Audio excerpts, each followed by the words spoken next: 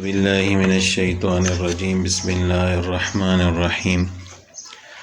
یا ایہا الناس اے لوگو انا خلقناکم بے شک ہم نے تم کو پیدا کیا ہے من ذکر و انثی ایک مرد اور ایک عورت سے، یعنی آدم علیہ السلام اور حوا علیہ السلام سے، وجعلناکم شعوبا و قبائل اور تمہیں بنایا قبیلے قبیلے اور خاندان خاندان، یعنی تمہیں خاندان اور قبیلوں میں تقسیم کیا، لتعارفوا تاکہ تم ایک دوسرے کو پہچان سکو، ان اکرمکم عند اللہ اتقاکم تحقیق اللہ کے نزدیک زیادہ عزت والا وہ ہے جو زیادہ تقوی والا ہے، ان اللہ علیم خبیر بے شک اللہ تعالیٰ سب کچھ جاننے والا باخبر ہے۔ یہ آیت فتح مکہ کے موقع پر اس وقت نازل ہوئی جب رسول اللہ صلی اللہ علیہ وسلم نے حضرت بلال حبشی رضی اللہ تعالیٰ عنہ کو اذان کا حکم دیا، تو قریش مکہ جو ابھی تک مسلمان نہیں ہوئے تھے ان میں سے ایک نے کہا کہ اللہ کا شکر ہے کہ میرے والد پہلے ہی وفات پا گئے اور ان کو یہ روز بد دیکھنا نہیں پڑا، یہ برا دن نہیں دیکھنا پڑا۔ اور حارث بن ہشام نے کہا کہ کیا محمد صلی اللہ علیہ وسلم کو نعوذ باللہ اس کالے کوے کے سوا کوئی آدمی نہیں ملا کہ جو مسجد حرام میں اذان دے؟ یعنی انہوں نے حضرت بلال رضی اللہ تعالیٰ عنہ کی اذان پر اعتراض کیا کہ وہ حبشی ہیں، ان کے علاوہ کسی اور کو اذان دینی چاہیے تھی۔ تو بہرحال اللہ تعالیٰ نے حضرت جبرائیل علیہ السلام کے ذریعے آپ صلی اللہ علیہ وسلم کو یہ ساری گفتگو کی اطلاع دے دی۔ تو آپ صلی اللہ علیہ وسلم نے ان لوگوں کو بلایا اور ان سے پوچھا کہ کیا تم نے یہ باتیں کہی ہیں؟ تو انہوں نے اقرار کر لیا۔ اس پر یہ آیت نازل ہوئی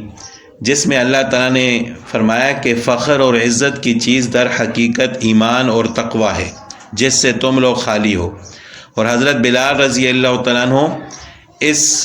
چیز سے آراستہ ہیں، ایمان سے اور تقوی سے، جو تم سے افضل اور اشرف ہے۔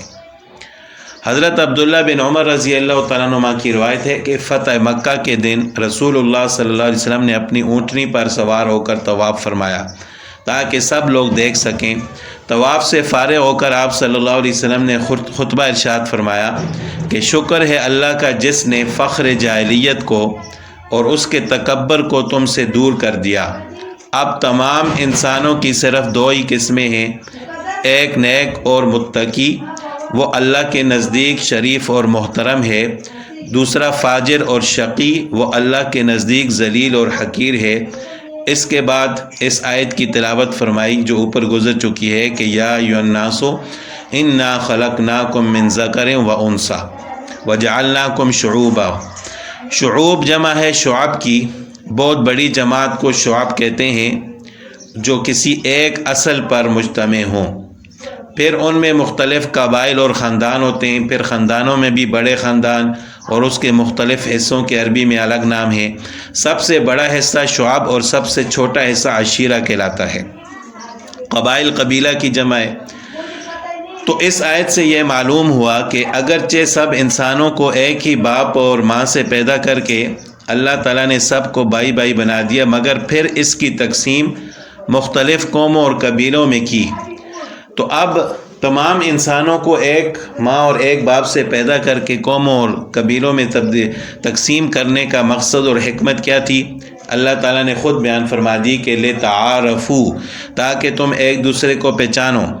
تاکہ لوگوں کا تعارف اور شناخت آسان ہو جائے۔ مثلا ایک نام کے دو شخص ہیں تو خاندان کے مختلف ہونے کی وجہ سے پہچان آسانی سے ہو سکتی ہے۔ مثال کے طور پر دو آدمی ہیں، دونوں کے نام عبداللہ ہیں،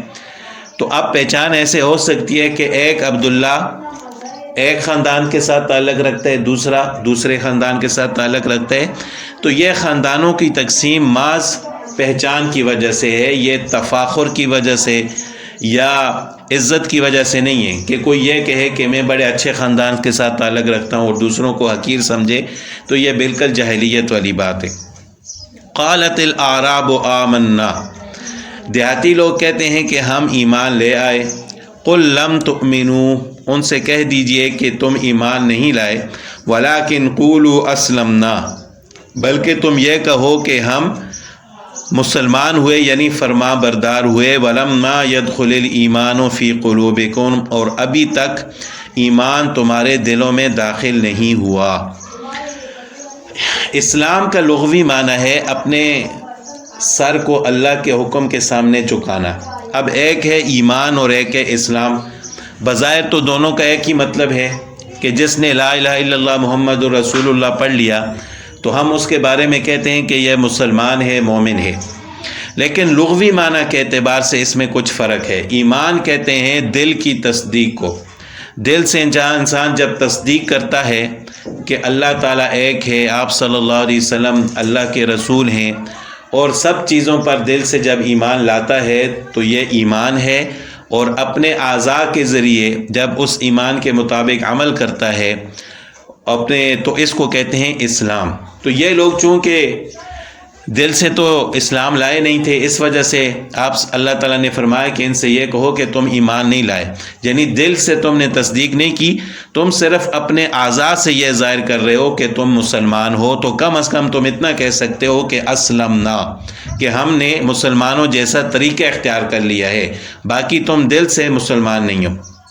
ابھی تک اسلام تمہارے دلوں میں داخل نہیں ہوا ہے۔ اس آیت کا شان نزول اس طرح ہے کہ قبیلہ بنی اسد کے چند آدمی مدینہ طیبہ میں رسول اللہ صلی اللہ علیہ وسلم کی خدمت میں ایک قحط شدید کے زمانے میں حاضر ہوئے، تو یہ لوگ دل سے مومن نہیں تھے، محض صدقات حاصل کرنے کے لیے، صرف اس وجہ سے کہ ہمارا فقر، ہماری تنگ دستی دور ہو جائے، اپنے اسلام کا اظہار کیا،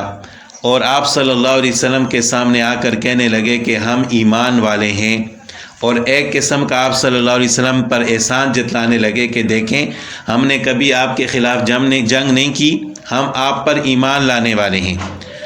اور انہوں نے مدینہ کے راستے میں گندگی بھی بچھا دی، گلیوں کو گندا کر دیا، اور اسی طرح اشیاء خورد و نوش کی قیمتیں بڑھا دیں۔ تو اگر یہ سچے مسلمان ہوتے تو آپ صلی اللہ علیہ وسلم پر احسان نہ جتلاتے۔ تو بہرحال اللہ تعالیٰ نے آپ صلی اللہ علیہ وسلم سے فرمایا کہ ان سے یہ مت کہو، ان سے کہو کہ تم ایمان نہیں لائے، بلکہ یہ کہہ دو کہ ہم اسلام لائے، یعنی صرف اپنے اعضاء سے یہ ظاہر کر رہے ہیں کہ ہم مسلمان ہیں۔ تو ایمان اور اسلام میں صرف لغوی معنی کے اعتبار سے فرق ہے کہ ایمان کہتے ہیں تصدیق کو، دل سے تصدیق کرنا، یقین کرنا، اور اسلام کہتے ہیں اپنے اعضاء اور جوارح سے اللہ تعالیٰ کی اطاعت کرنا، رسول اللہ صلی اللہ علیہ وسلم کی اطاعت کرنا۔ تو اللہ تعالیٰ نے فرمایا کہ وَإِن تُطِيعُوا اللَّهَ وَرَسُولَهُ، اگر تم اطاعت کرو اللہ اور اس کے رسول کی، لا یلدکم من اعمالکم شیئا، تو وہ تمہارے اعمال میں کچھ کمی نہیں کرے گا، ان اللہ غفور الرحیم، بے شک اللہ تعالیٰ بخشنے والا مہربان ہے۔ انما المؤمنون الذین، اب اصل ایمان والے کون لوگ ہیں؟ بے شک ایمان والے وہ لوگ ہیں الذین آمنوا، جو ایمان لائے، یعنی انہوں نے دل سے بھی تسلیم کیا، باللہ، کس پر ایمان لائے؟ اللہ پر، و رسولی، اور اس کے رسول پر، ثم لم یرتابوا، پھر شک میں نہ پڑے،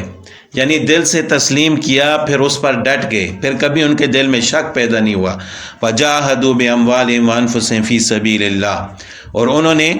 اللہ کے راستے میں اپنے مالوں اور جانوں کے ساتھ جہاد کیا۔ اولئک ھم الصادقون، وہ لوگ ہیں سچے، جس طرح صحابہ کرام تھے کہ انہوں نے ایمان بھی لایا اللہ اور اس کے رسول پر، پھر کبھی شک پیدا نہیں ہوا،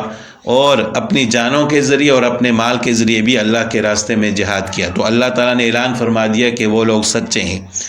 قل کہہ دیجیے تعلمون اللہ بدینکم، کیا تم اللہ کو اپنے دین کے بارے میں بتاتے ہو؟ واللہ یعلم ما فی السماوات وما فی الارض، جبکہ اللہ تعالیٰ کو خبر ہے، اللہ تعالیٰ جانتے ہیں جو کچھ آسمانوں میں اور جو کچھ زمین میں۔ واللہ بکل شیء علیم، اور اللہ تعالیٰ ہر چیز کو جانتا ہے۔ یمنون علیک ان اسلموا، وہ تجھ پر احسان رکھتے ہیں کہ وہ مسلمان ہوئے، یعنی یہ لوگ آ کر آپ صلی اللہ علیہ وسلم پر احسان جتلانے لگے۔ قل لا تمنوا علی اسلامکم، ان سے کہہ دیجئے کہ میرے اوپر اپنے اسلام کا احسان نہ جتلاؤ، بل اللہ یمن علیکم، بلکہ اللہ نے تم پر احسان کیا ہے کہ ان ہداکم للایمان، کہ اس نے تمہیں ایمان کا راستہ دکھا ہے، ان کنتم صادقین، اگر تم سچے ہو، یعنی اگر تم کہتے ہو کہ ہم ایمان والے، اگر یہ بات سچی ہے تو پھر تو اللہ نے تمہیں ہدایت دے کر تم پر احسان کیا ہے، لیکن حقیقت یہ ہے کہ وہ اس بات میں سچے بھی نہیں تھے۔ ان اللہ یعلم غیب السماوات والارض، بے شک اللہ تعالیٰ جانتا ہے آسمانوں اور زمین کی غیب کی باتوں کو، واللہ بصیر بما تعملون، اور اللہ تعالیٰ دیکھنے والا ہے جو تم عمل کرتے ہو۔